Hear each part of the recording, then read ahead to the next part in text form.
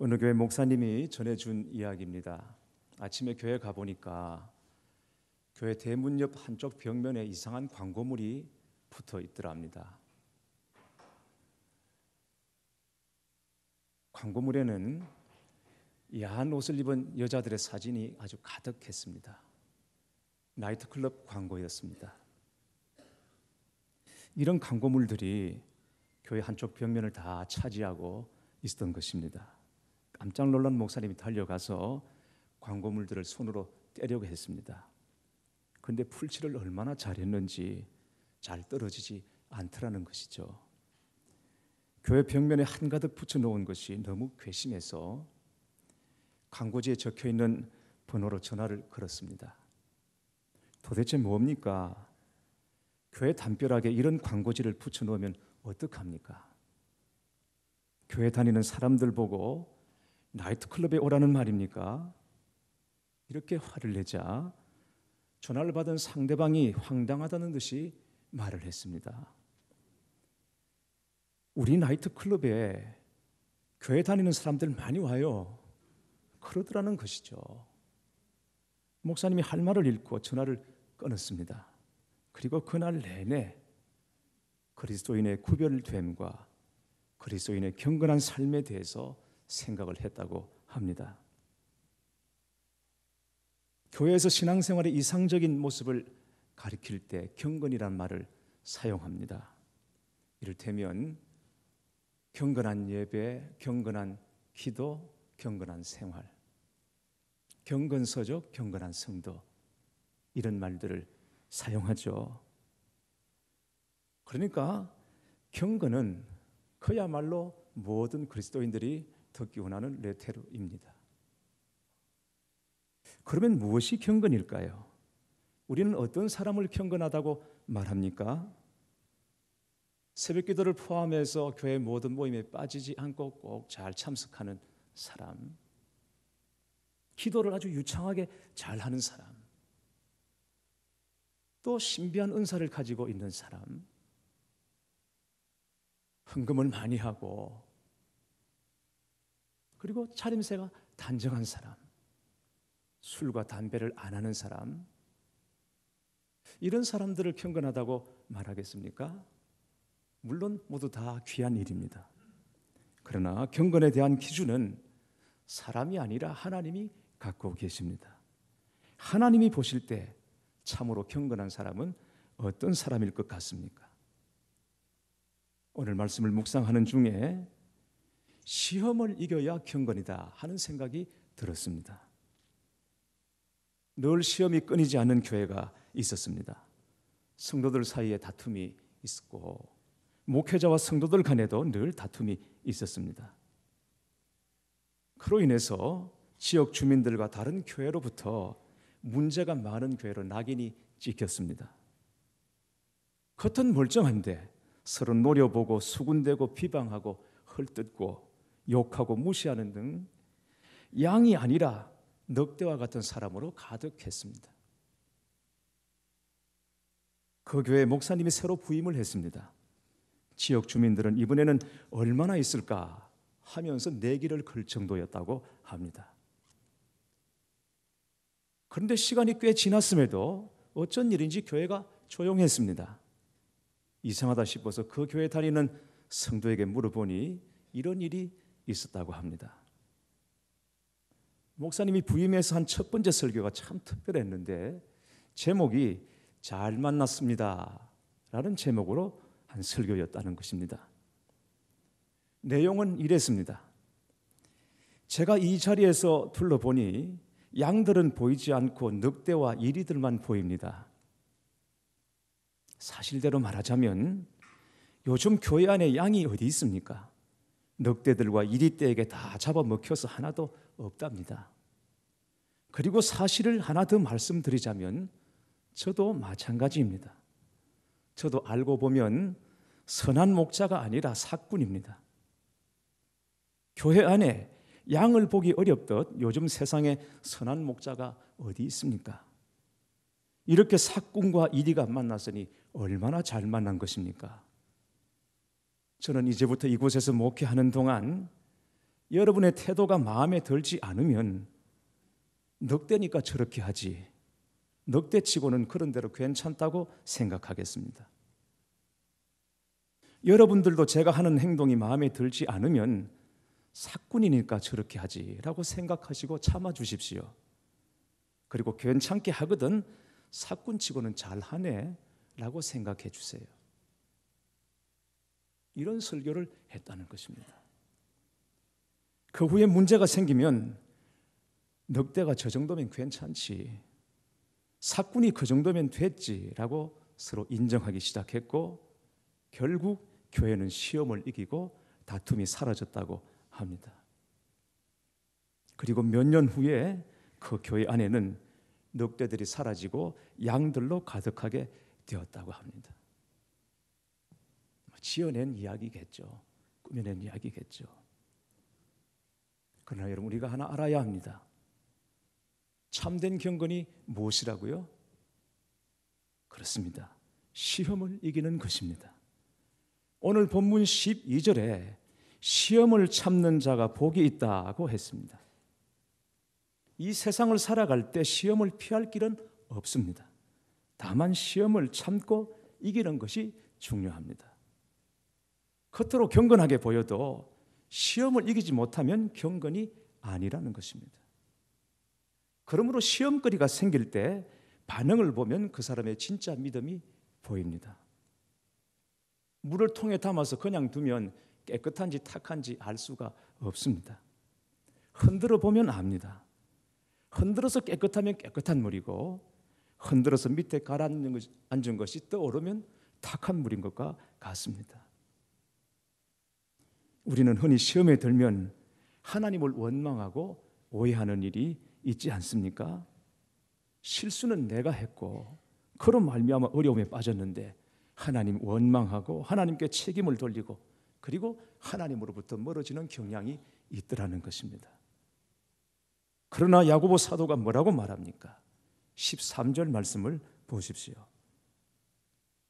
사람이 시험을 받을 때에 내가 하나님께 시험을 받는다 하지 말지니 하나님은 악에게 시험을 받지도 아니하시고 친히 아무도 시험하지 아니하시느니라 했습니다. 하나님은 친히 아무도 시험하지 않는다고 못 박으셨습니다. 그렇다면 아브라함을 시험하신 것은 무엇이고 욥을 시험하신 것은 무엇이란 말입니까? 성경에 보면 하나님께서 아브라함을 시험하셨다 하셨고 욥을 시험하셨다 하셨는데 그 시험은 도대체 뭐란 말입니까? 이런 경우를 연단이라고 합니다. 왜 연단이 생깁니까? 우리 삶에 연단이 생기는 이유가 무엇입니까? 우리 믿음을 키우시기 위해서, 우리 믿음의 용량을 더 크게 하시기 위해서, 하나님께서 더 큰 복을 주시기 위해서 때로 우리를 연단하십니다. 똑같이 아브라함과 욥에게 하나님께서 믿음의 용량을 키워주시고 더 큰 복을 주시기 위해서 그들을 연단하셨지, 하나님께서 아브라함과 욥을 미혹하신 것은 아니라는 것이죠. 그러므로 시험에 빠졌을 때 하나님을 원망하는 것은 마치 자식이 부모님을 향해서 아버지, 어머니 왜 저를 낳으셨어요? 라고 하는 것과 같이 하늘 아버지의 마음을 아프게 하는 것임을 잊지 마시기 바랍니다. 그런데 오늘 말씀을 보면 우리가 왜 시험에 빠지는지 그 이유를 분명히 밝히고 있습니다. 14절입니다. 오직 각 사람이 시험을 받는 것은 자기 욕심에 끌려 미혹됨이니라고 했습니다. 시험을 왜 받느냐? 욕심 때문이라는 것입니다. 아니, 시험과 욕심이 무슨 상관이 있단 말인가? 이해가 잘 안 되실지도 모르겠습니다. 그러나 성경의 진단은 정확합니다. 우리가 시험을 받고 시험에 빠지는 이유는 욕심에 끌려 미혹되었기 때문이라고 말합니다. 여러분 생각해 보십시오. 아담과 하와가 선악과를 먹고 죄를 범했습니다. 왜 그랬습니까?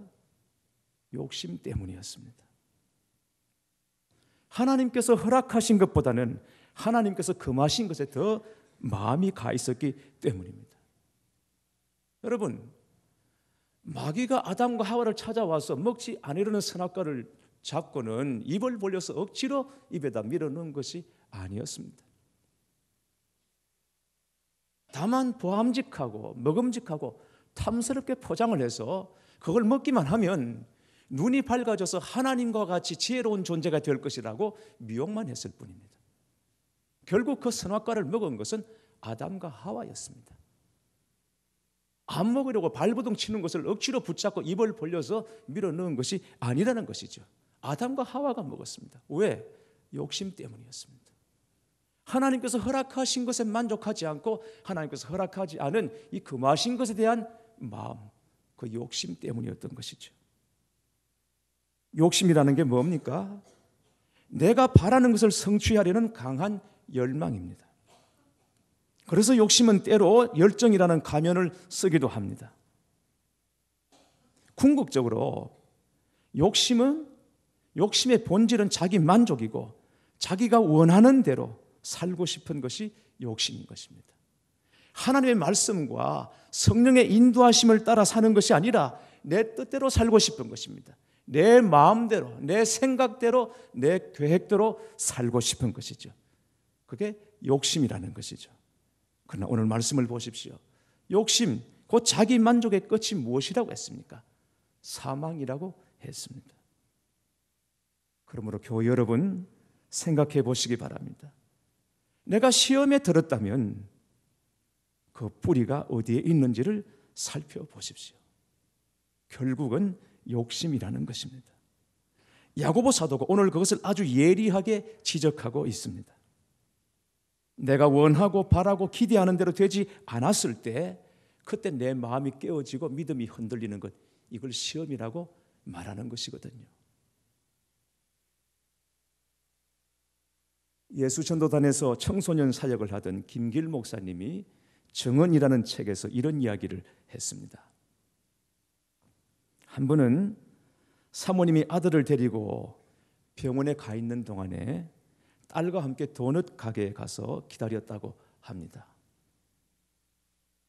딸을 위해서 핫초코를 주문하고는 쿠폰에 도장을 찍어달라고 했더니 커피를 주문하지 않았기 때문에 도장을 찍어줄 수 없다고 하더라는 것입니다. 아니, 커피나 핫초코냐 뭐가 다르냐? 다 돈 내고 사 먹는 건데, 그리고 어제는 분명히 찍어주었는데 오늘은 안 된다니 도대체 이게 무슨 말이냐? 기분이 상했습니다. 그래서 4살짜리 딸을 위층으로 올려보내고는 점원과 실랑이를 벌였습니다. 자신도 모르는 사이에 언성이 높아졌습니다. 그런데 어느 순간 딸이 내려와서 아빠를 보고는 울고 있었습니다. 마음이 무너지는 것 같더랍니다. 사모님이 딸에게 아빠가 왜 그랬는지 설명을 하고 편을 들어준 다음에야 딸의 표정이 풀렸답니다. 그러나 마음이 정말 찜찜하더라는 것이죠. 또 한 번은 청년들에게 말씀을 전하러 갈 때였습니다. 지하철에서 내려서 버스를 탔습니다. 환승을 했는데 버스가 가지를 않습니다. 왜 버스가 가지 않느냐고 물었더니 기름이 새서 지금 운행이 안 된다고 하는 것입니다. 진작 말을 하지, 설교할 시간이 다 돼가는데. 기분이 나빠서 카드를 찍고 내리는데 100원이 나갔습니다. 기사에게 100원을 달라고 했어요. 그런데 기사도 그냥 100원을 줬으면 좋을 텐데 서울시에 가서 받으라고 했습니다. 그동안 쌓였던 감정이 한꺼번에 폭발했습니다. 100원을 내놓으라고 고래고래 소리를 질렀습니다. 그랬더니 지나가던 아저씨가 올라와서 100원을 주면서 제발 싸우지 말라고, 싸우지 마시라고 그렇게 다 이러더랍니다. 목사님은 그 동전을 돌려주면서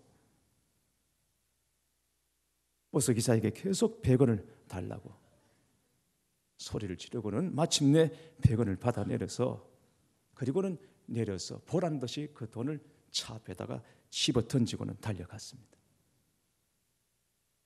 그리고는 설교를 어떻게 했는지, 돌아오는 버스 속에서 그는 하나님의 눈길을 피하고 있었습니다.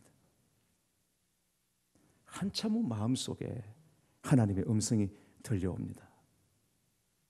앞으로는 기사가 달라는 대로 주고 택시 타고 남은 요금은 헌금하는 셈 쳐라. 더 많은 돈도 헌금하면서 그것도 못하냐? 손해보지 않겠다는 것, 이유 없는 손해를 끔찍히 싫어하는 것은 십자가 정신과 맞지 않는 거야 라는 하나님의 음성이 들려오더라는 것입니다. 교회 여러분, 저는 저 자신과 무척 싸우고 있습니다만 남이 틀렸다고 생각되는 것을 잘 참지 못하는 연약함을 가지고 있습니다. 그래서 스스로 괴롭고 낙심될 때가 참 많습니다. 여러분은 어떻습니까? 그러면 우리가 시험을 이기고 참된 경건에 이르는 길은 무엇이겠습니까? 말씀 안에 거하는 삶을 살아야 합니다. 18절 말씀을 보시겠습니다. 그가 피조물 중에 우리로 한 첫 열매가 되게 하시려고 자기의 뜻을 따라 진리의 말씀으로 우리를 낳으셨느니라 했습니다. 하나님은 우리가 하나님의 말씀 안에서 살도록 진리의 말씀으로 우리를 낳으셨다 했습니다. 우리는 말씀 안에서 새롭게 창조된 자들. 왜? 하나님의 말씀으로 살도록, 말씀 안에서 새롭게 지음받은 자, 새롭게 창조된 자라고 말하는 것입니다. 저도 그렇거니와 여러분도 다 마찬가지로 우리는 욕심을 통제하거나 다스릴 수 있는 힘이 없는 사람들입니다. 우리 육신으로는 욕심을 이길 힘이 없습니다. 오직 진리의 말씀 안에 거하는 것밖에는 우리가 욕심을 이길 길이 없다는 것을 아셔야 합니다.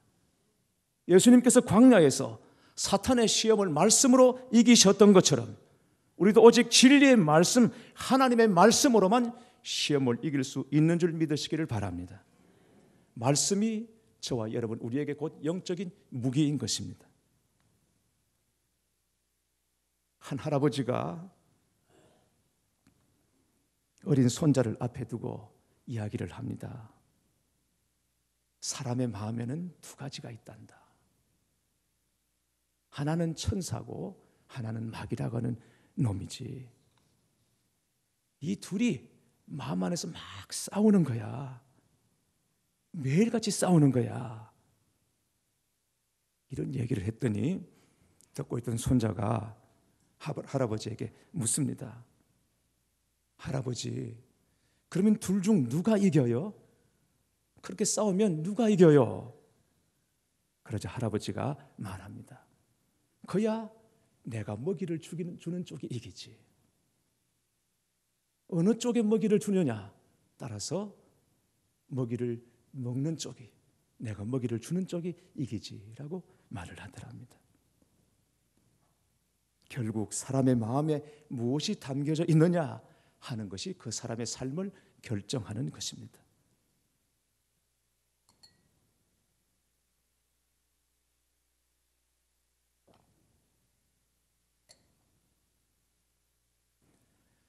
자, 여러분 표정을 조금만 웃어주시기 바랍니다. 살짝만 미소를 지어주시고, 여기서 바라보면 여러분의 표정이 굉장히 무섭습니다. 사납습니다. 살짝만 미소 지어주시기 바랍니다. 그래서 제가 자꾸 입이 마르지 않습니까?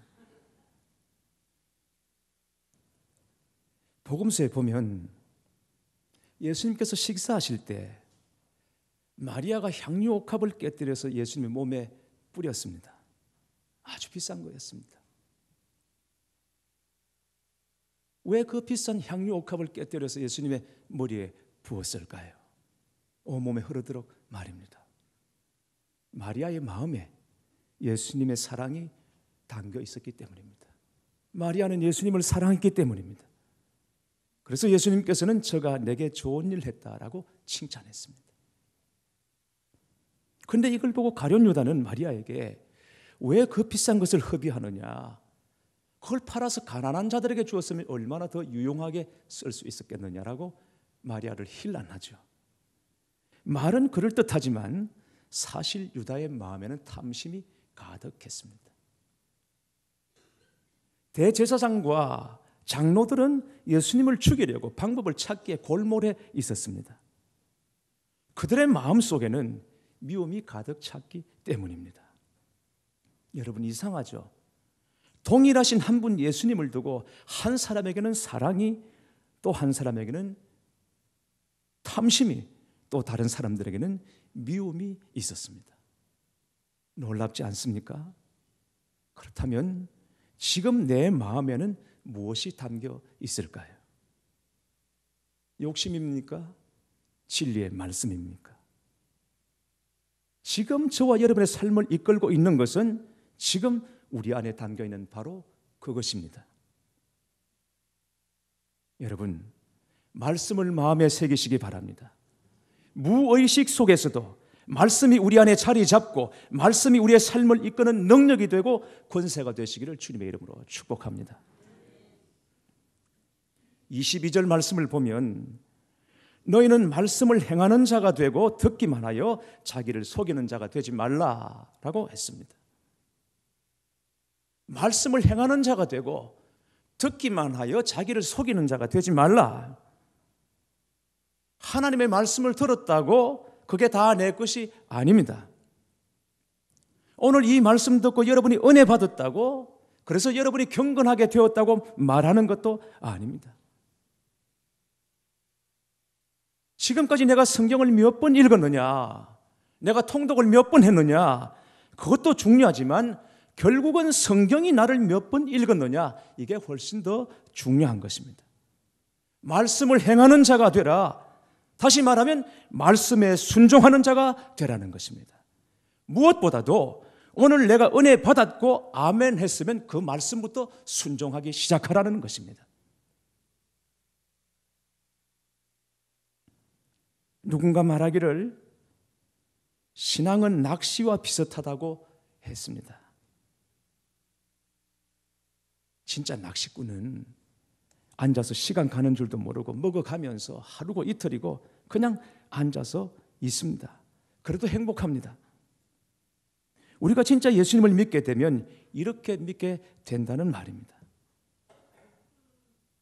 낚시하는 사람은 매일매일 가고 못 잡아도 가고 어떤 때는 배를 타고 원정도 가고 며칠씩 다녀오기도 합니다. 낚시에 미친 사람은 밤을 새우고 모기에 물려도 추위를 이기고도 그 자리에 앉아 있는 거예요. 낚시를 하지 않는 사람들, 우리 여성놈들 생각할 때 도대체 그게 뭐 하는 짓인가? 그냥 시장에 가서 사다 먹으면 될 텐데, 아니면 그냥 그물을 던져서 그냥 잡아 올리면 될 텐데 왜 하루 종일 기다려도 한 마리 제대로 낚지 못하는 저 낚시를 하는가? 그렇게 생각할 수 있겠죠. 답답하게 여길 수 있겠죠. 그러나 낚시꾼은 낚시에 고기 한 마리가 걸렸을 때 잡아당기는 그 기분, 바로 그 맛 때문에 산다고 하는 것입니다. 우리가 예배에 와서 기도하고 하나님의 말씀을 듣는 것도 꼭 같은 것입니다. 기도 중에, 말씀을 듣는 중에 주의 말씀이 딱 걸리면 그처럼 놀랍고 흥분되는 일이 없죠. 하나님의 말씀이 내 신비에 새겨지면, 바뀌게 되면 그보다 더 좋은 일이 없습니다. 이 세상 무엇과도 바꿀 수 없는 은혜인 것입니다. 저 말씀은 내 말씀이다. 어느 말씀이든지 예배 시간에 딱 내게 걸리는 겁니다. 그러면 아버지 하고 잡아당기라는 것입니다. 그래야 그 말씀이 내게 비로소 능력이 되고 권세가 되고 시험을 이기는 힘이 된다는 것입니다. 듣기만 해서는 안 됩니다. 내가 이해했다고 수긍했다고 고개를 끄덕이는 것만 가지고는 안 됩니다. 낚시바늘에 고기 한 마리가 걸렸을 때 순간적으로 이거다 하고 잡아당기는 것처럼 주의 말씀이 내 신비에 박히고 들어왔을 때 아버지 하나님 하면서 그 말씀을 잡아당기고 내 심령 안으로 끌어들이는 것입니다. 그리고 그 말씀을 붙잡고 그 말씀부터 순종해 나가기 시작하는 거죠. 그 말씀이 내게 능력인 것입니다. 그 말씀이 권세가 되는 것입니다. 사랑하는 교회 여러분, 시험이 많은 때입니다. 많은 사람이 시험에 걸려 넘어지고 있습니다. 날마다 성령 안에서 말씀으로 자신을 거룩하게 하시기 바랍니다. 겸손한 마음으로 말씀을 새겨 듣고 여러분의 심령 안으로 끌어당겨 보시기 바랍니다. 그 말씀에 순종해 보십시오. 말씀이 능력입니다. 말씀이 내게 무기이고 권세인 것입니다. 말씀이 내 속에 채워지고 말씀이 나를 사로잡고 주장할 때 시험을 이기게 됩니다. 다시 말씀드리지만 시험을 이겨야 경건인 것입니다. 여러분이 시험을 만났다면 능히 그 시험을 이기시고 하나님이 원하시고 인정하시는 의와 경건에 이르시기를 주님의 이름으로 축원합니다.